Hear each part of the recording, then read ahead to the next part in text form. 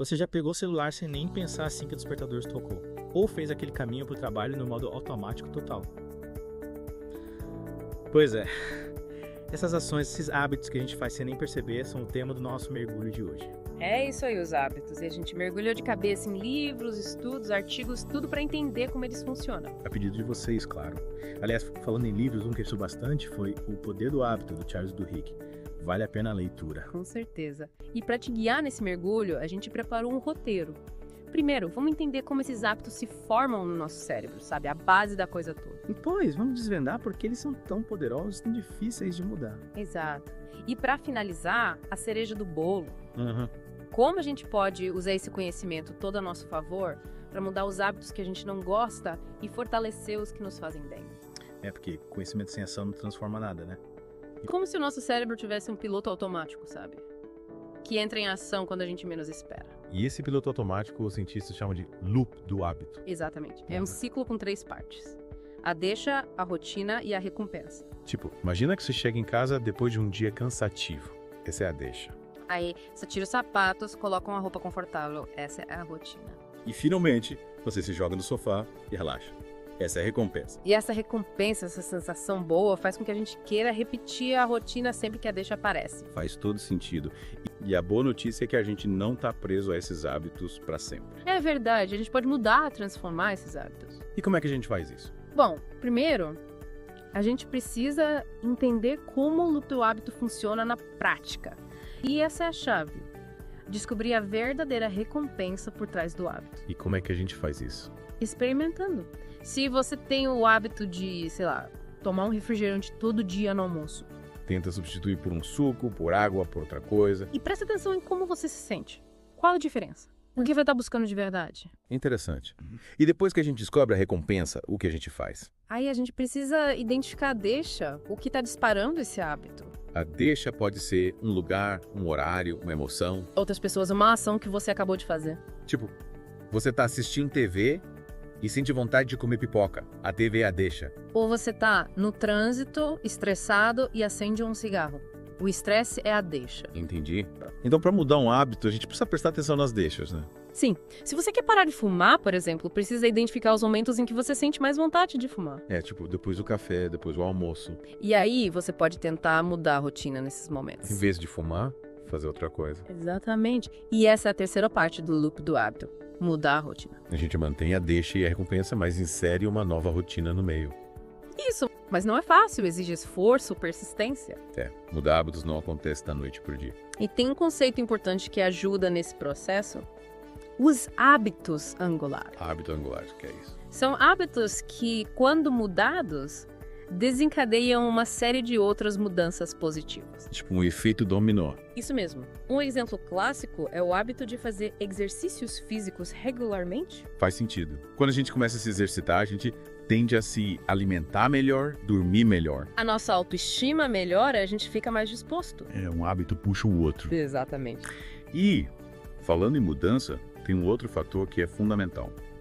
A força de vontade. Ah, sim, a força de vontade. Ela é como um músculo que precisa ser exercitado. A força de vontade é um recurso limitado que se esgota com o uso. Mas a boa notícia é que a gente pode fortalecer a força de vontade, né? Sim, com prática e com algumas estratégias. Estratégias. Uma delas é criar intenções de implementação. Intenções de implementação. Que nome complicado. É basicamente criar um plano específico de como você vai agir em determinadas situações. Tipo, se eu sentir vontade de comer doce, vou comer uma fruta. Isso. E quanto mais específico o plano, melhor. E isso ajuda a fortalecer a força de vontade. Sim, porque você já tem um plano pronto, não precisa pensar na hora. Entendi.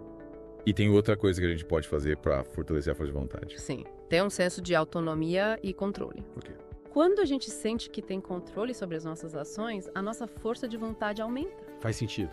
Se a gente se sente forçado a fazer algo, a gente resiste mais. Exatamente. E isso vale para tudo, desde mudar hábitos até tomar decisões importantes. E saindo um pouco do âmbito individual, vamos falar sobre os hábitos em organizações e empresas. Boa. Os hábitos também influenciam o funcionamento das empresas, né? Totalmente. É. E tem 2 pesquisadores, o Nelson e o Winter, que estudaram isso a fundo. E eles descobriram que as empresas são cheias de rotinas, de hábitos que se repetem dia após dia. E muitas vezes essas rotinas são mais importantes do que as decisões estratégicas, né? Sim. porque as rotinas criam um senso de ordem, de previsibilidade, que facilita o trabalho. E elas também podem ser um problema, né? Com certeza. Se as rotinas forem ineficientes, elas podem prejudicar a empresa. Sim. E falando em hábitos e empresas, a gente não pode deixar de falar da Target. A Target, aquela loja de departamentos. Isso.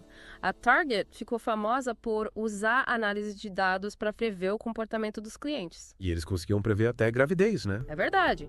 Eles tinham um especialista em análise de dados, o Andrew Paul, que descobriu que as mulheres grávidas mudam os hábitos de compra. Tipo, elas começam a comprar vitaminas pré-natais, roupas de grávida. E a Target usava essa informação para enviar cupons direcionados para as clientes. Só que isso gerou uma polêmica, né? Sim, algumas pessoas acharam invasivo e assustador. Saber que a Target sabia da gravidez delas antes mesmo delas contarem para a família. Mas do ponto de vista da ciência dos hábitos, é fascinante ver como os nossos comportamentos são previsíveis. E como as empresas podem usar essa informação a favor delas? Ou contra nós, dependendo do ponto de vista. Essa é a questão. Mas, mudando de assunto, você já parou para pensar como uma música nova fica famosa? Boa pergunta. Tem uma teoria chamada hipótese da familiaridade que tenta explicar isso. E o que essa teoria diz? Ela diz que a gente tende a gostar mais de músicas que são familiares. Tipo, músicas que a gente já ouviu antes, mesmo que não conscientemente. Exatamente. E as rádios usam isso a favor delas. Como assim? Elas tocam as músicas mais populares várias vezes ao dia para criar essa familiaridade. E aí, a gente acaba gostando da música, mesmo que não tivesse gostado de primeiro. Isso mesmo. É o poder do hábito em ação.